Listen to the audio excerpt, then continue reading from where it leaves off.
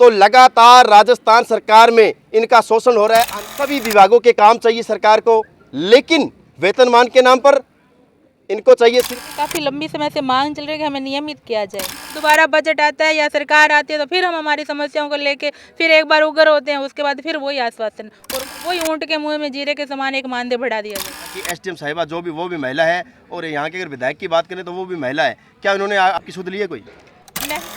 वसुंधरा जी की सरकार थी तो मानदेय बढ़ाने की इनकी जो डिमांड थी, वसुंधरा जी ने 1500 रुपये इनका मानदेय किया था। तो ये समस्या का समाधान हो जाता है तो ठीक है, अन्यथा हम सब लोग आंगनवाड़ी सारी महिलाओं के साथ में होंगे और इनकी समस्याओं को लगातार उनकी मांगों को सुना है। बिल्कुल पूर्ण रूप से इनकी जो मांगे हैं वो जायज़ है। प्रधान जी, आश्वासन तो दोनों सरकारें इनको लगातार दे रही है पिछले कई सालों से, और आपकी सरकार भी है। क्या ये बात अभी आश्वासन तक ही रहेगी या इनको सही मायने में न्याय मिलेगा? पंचायत के मुखिया होने के नाते सबसे पहली जिम्मेदारी आपकी बनती है कि यहाँ पर आपकी पंचायत में कहाँ शोषण हो रहा है, कहाँ न्याय हो रहा है। तो क्या आपकी चुप्पी नजर आई, आपने आंखें मूंद रखी? क्या आपको इन महिलाओं का दर्द नजर नहीं आया? वहाँ पर कार्यक्रम रहेगा, उन्होंने कहाँ जाना है कहाँ नहीं जाना ये मैं तय करने वाला कोई नहीं होता हूँ। हाँ, हमारा शिष्टमंडल उनसे मिला था। मधु बाला जी को मैंने सूचित कर दिया। बड़े नेता हैं, उनका क्या कार्यक्रम रहा होगा, क्यों नहीं आए वो, ये उनका मन जानता है कि वो रीढ़ की हड्डी हैं। कोरोना योद्धा के रूप में वो काम करने वाली हैं, सबसे अग्रिम पंक्ति में जाए काम करने वाली हैं। मांगे जायज़ है इनकी। मैं तो आपके चैनल के माध्यम से सरकार से ये डिमांड करूंगा कि इनको उचित वेतन दिया जाए। इसके लिए लड़ना मैं कहता हूँ योद्धा का काम होगा। आगामी कदम हमारे यही होंगे कि 5 तारीख से जो तहसील लेवल के लोग हैं वो यहीं बैठेंगे और भूख हड़ताल पे बैठेंगे। नमस्कार, मैं हूँ आपके साथ रमेश मेघवाल, और आज हम नई मंडी गड़साना उपखंड कार्यालय के सामने इकट्ठे हुए हैं। और आप देख सकते हैं मेरे पीछे इस समय भारी संख्या में महिलाएं इकट्ठी हैं, और ये महिलाएं हैं अखिल राजस्थान महिला एवं बाल विकास संयुक्त कर्मचारी संघ की पदाधिकारी। कहने को तो ये महिलाएं आंगनवाड़ी में काम कर रही है, लेकिन अगर बात करें तो लगातार सरकार में इनका शोषण हो रहा है, अन्याय हो रहा है। मेहनताने के नाम पर एक मात्र ढकोसला देकर इनको चुप करा दिया जाता है। और बात करें सभी विभागों के काम चाहिए सरकार को, लेकिन वेतनमान के नाम पर इनको चाहिए सिर्फ सेवा। आंगनवाड़ी प्रदेशाध्यक्ष मधुबाला शर्मा मेरे साथ मौजूद है। मधुबाला जी, सबसे पहले तो मैं आपको स्वागत नहीं कहूँगा, क्योंकि बड़ी समस्या लगातार महिलाओं की अगुवाई कर रहे हैं। आंगनवाड़ी कार्यकर्ताओं के साथ राजस्थान सरकार जिस प्रकार से जो खिलवाड़ कर रही है, कहाँ तक आपकी मांगे पहुँची है, क्या है मुख्य मुद्दा? हमारी काफ़ी लंबी समय से मांग चल रही है कि हमें नियमित किया जाए, और उसके बाद जब 2018 में सरकार ने अपना जो घोषणा पत्र दिया था संकल्प यात्रा के दौरान कि अगर हमारी सरकार आती है तो हम आंगनवाड़ी कर्मियों को नीति बनाएंगे नियमित करने की। जो नियमित करना तो बहुत दूर की बात है, अभी तक उन्होंने हमें सम्मानजनक मानदेय भी नहीं दिया। बिल्कुल। और हम लोग 6 जनवरी से 20 जनवरी तक पैदल चले थे, जोधपुर सीएम के गृह जिले से लेकर जयपुर तक। 20 तारीख को जो मुख्यमंत्री की ओएसडी है आरती डोगरा जी और ललित जी से हमारी मुलाकात हुई। उन्होंने भी आश्वासन दिया, बाकायदा एक चार्ट दिखा के कि ये मांगे आपकी पूरी की जाएगी, और जो पिछली सरकार ने आपका मानदेय बढ़ाया था अंतिम बजट में, उससे ज़्यादा आपका मानदेय बढ़ाया जाएगा। हमारी महिलाओं में खुशी की लहर दौड़ गई कि चलो अच्छा होगा। पर जब बजट आया तो बजट आने के बाद वही ऊँट के मुँह में जीरे के समान हमारा 15% मतलब 40% राशि का बढ़ाया, जिसे 594 रुपये राशि बढ़ी है, और एक मुश्त राशि के नाम पे 2 से 3 लाख। अभी तो ये भी फिक्स नहीं हुआ है कि वो हमें 2 लाख देंगे या 3 लाख देंगे। आज आप लगातार पिछले कुछ दिनों से यहाँ पर गड़साना उपखंड कार्यालय के सामने धरने पर बैठे हो। क्या यहाँ की एसडीएम साहिबा जो भी वो भी महिला है, और यहाँ के अगर विधायक की बात करें तो वो भी महिला है। क्या उन्होंने आकर आपकी सुध ली है कोई?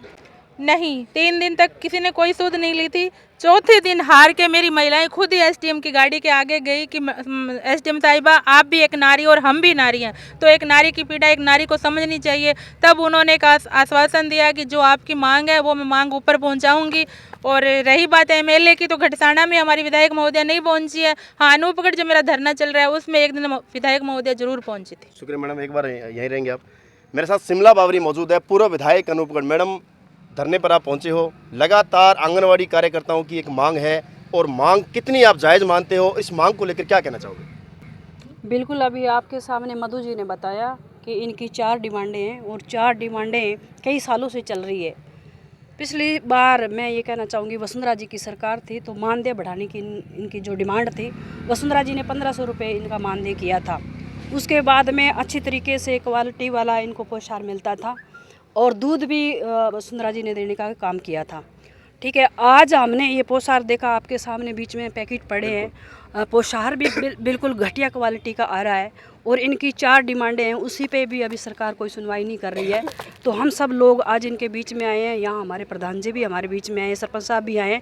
तो हमारी सबकी डिमांड यही है कि इनका जो 4 मांगे हैं उनको जल्द से जल्द सरकार पूरा करे। अभी विधानसभा भी चल रही है, इन्होंने आश्वासन दिलवाया है कि हम मुख्यमंत्री जी से आपको मिलवाएंगे और आपकी समस्या का समाधान करवाएंगे।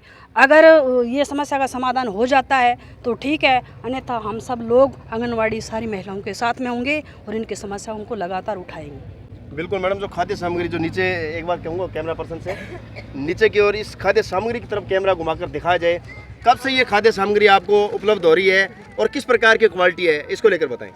ये खाद्य सामग्री है जो हमें अप्रैल 2021 से दी जा रही है। अच्छा। और अभी तो दिसंबर तक का पोशार भी नहीं पहुंचा है, जबकि हमारे विभाग, हमारी मंत्री, डायरेक्टर, सचिव का कहना है कि जो पहले का पोशार आ रहा है, जैसे अक्टूबर नवंबर का पोशार आया है, वो अभी फरवरी महीने में इस पोशार को पकाकर बच्चों को खिलाया जाए। और पकाने का मेन दाना दे रहे हैं 45 पैसे। सरकार ये नहीं समझती कि 10 रुपये किलो लकड़ी है और किसी के पास अगर 10 बच्चे आ रहे हैं, 4.5 रुपये में वो इस पोशार को कैसे पका के खिलाएंगे। बिल्कुल। अशोक जी, मांग को कितना जायज़ मानते हो? आपके साथ इस समय आप देख सकते हो सैकड़ों की संख्या से भी ज़्यादा महिलाएं हैं, क्या कहना चाहोगे? देखिए, पिछले 5 दिनों से ये धरना चल रहा है। हमें जैसे ही इन्होंने अवगत करवाया तो हम इनके बीच पहुंचे हैं और इनकी मांगों को सुना है। बिल्कुल पूर्ण रूप से इनकी जो मांगें हैं वो जायज़ है, क्योंकि हमारा जो सिस्टम है वो पूर्ण रूप से इन पर चलता है। तो मेरी तरफ से यही आश्वासन है, इनको हमने यही आश्वासन दिया है कि हम माननीय मुख्यमंत्री महोदय जी से टाइम लेंगे और इनको उनसे भी मिलवाएंगे और जो इनकी जायज़ मांगे हैं उनसे उनको अवगत करवाएंगे। प्रधान जी, आश्वासन तो दोनों सरकारें इनको लगातार दे रही है पिछले कई सालों से, और आपकी सरकार भी है। क्या ये बात अभी आश्वासन तक ही रहेगी या इनको सही मायने में न्याय मिलेगा? देखिए, मैं भी इन्हीं के बीच में से उठा हुआ हूँ, एक व्यक्ति हूँ और मेरा परिवार एक मध्यम वर्ग का परिवार है। बिल्कुल। तो मैं इनकी जो मांगे हैं, जो समस्याएं हैं, उनको भली भांति जानता हूँ। तो मेरा प्रयास भरपूर यही रहेगा कि इनकी जो मांगे हैं उनका समाधान हो। शुक्रिया अशोक जी। सरपंच साहब, इस पंचायत के मुखिया होने के नाते सबसे पहली जिम्मेदारी आपकी बनती है कि यहाँ पर आपकी पंचायत में कहाँ शोषण हो रहा है, कहाँ न्याय हो रहा है। कल ही की बात है, एक शादी के अंदर महिला बाल विकास जो मंत्री जो पूर्व में रह चुके हैं वो आए थे, तो क्या आपकी चुप्पी नज़र आई, आपने आंखें मूंद रखी, क्या आपको इन महिलाओं का दर्द नज़र नहीं आया वहाँ पर? बिल्कुल, आपने सही बात कही है। कल प्रदेशाध्यक्ष मधु बालाजी और वीर बालाजी दोनों का शिष्टमंडल उनसे मिला था। अच्छा। और कोई मेरे किसी निजी कार्यक्रम में या किसी घटना में कार्यक्रम में नहीं थे, वो अपने एक शादी समारोह में आए हुए थे। मेरी ग्राम पंचायत में वो आए हैं तो मेरा फ़र्ज़ बनता है कि मेरी उनकी व्यवस्थाओं की जिम्मेदारी लूँ। लेकिन उनका जो कार्यक्रम रहेगा, उन्होंने कहाँ जाना है, कहाँ नहीं जाना, ये मैं तय करने वाला कोई नहीं होता हूँ। हाँ, हमारा शिष्टमंडल उनसे मिला था।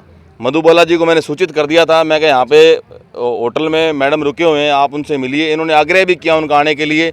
अब न जाने बड़े नेता हैं, उनका क्या कार्यक्रम रहा होगा, क्यों नहीं आए वो, ये उनका मन जानता है। तरफ से आगामी क्या रहेगा इनकी मांगों? बिल्कुल, हम इनके साथ हैं। आंगनवाड़ी कार्यकर्ता, मैं पहले भी बता चुका हूं कि हमारे जितना भी सिस्टम है, विभाग है, उनकी वो रीढ़ की हड्डी हैं। कोरोना योद्धा के रूप में वो काम करने वाली हैं, सबसे अग्रिम पंक्ति में जाए काम करने वाली हैं। मानदेय की बात करते हैं, मानदेय की वेतन की बात क्यों नहीं करते जब उनसे वेतन के रूप में काम लिया जाता है? उनसे हर डिपार्टमेंट के अंदर, चाहे अब स्वास्थ्य की बात हो तो जहाँ कोई बड़ा खतरा होता है वहाँ इनको आंगनवाड़ी को आगे कर दिया जाता है। छोटे छोटे बच्चों को ये संभालती हैं। बिल्कुल। तो निश्चित रूप से मैं तो आपके चैनल के माध्यम से सरकार से ये डिमांड करूँगा कि इनको उचित वेतन दिया जाए जो इनसे काम लिया जाता है, जिन जिन विभागों में इनको सर्वे में भेजा जाता है। अब कोरोना काल के अंदर चाहे उनकी लिस्ट देखनी हो, खांसी जुकाम किसको हो रहा है, उस समय कोई घर से बाहर निकल रहा था, तब जाके आंगनवाड़ी कार्यकर्ता घरों में जा के चेक कर दी किसके खांसी जुकाम है।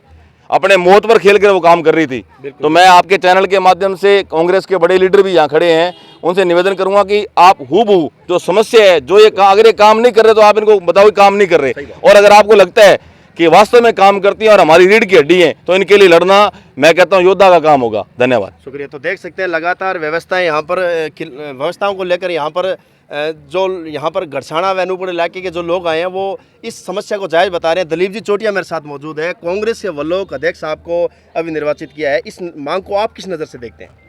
मैं ये देखता हूँ ये मांगे जायज़ है इनकी। अच्छा। और हमने इनको अभी आश्वासन दिया है कि आपको मुख्यमंत्री से मिलाएंगे, प्रभारी मंत्री से मिलाएंगे, प्रदेश अध्यक्ष से मिलाएंगे और आपका ये समाधान करवाएंगे इस समस्या का। ठीक। शुक्रिया सर। मधुबाला जी, अब अंत में, हालांकि आश्वासन दिया है, यहाँ पर प्रधान प्रतिनिधि भी है, सरपंच साहब भी है, शिमला बावरी जी है, लगातार इस मांग को जायज़ ठहराया गया है और मुख्य रूप से समस्या का समाधान करने का जिम्मा भी कहीं न कहीं लिया है। अगर इस पर कोई किसी प्रकार की ऊंच नीच होती है तो आगामी कदम क्या रहेंगे? अगर इन लोगों ने ये जो मांगे आश्वासन दिया है पूरी नहीं करवाते तो आगामी कदम हमारे यही होंगे कि 5 तारीख से जो तहसील लेवल के लोग हैं वो यहीं बैठेंगे और भूख हड़ताल पे बैठेंगे।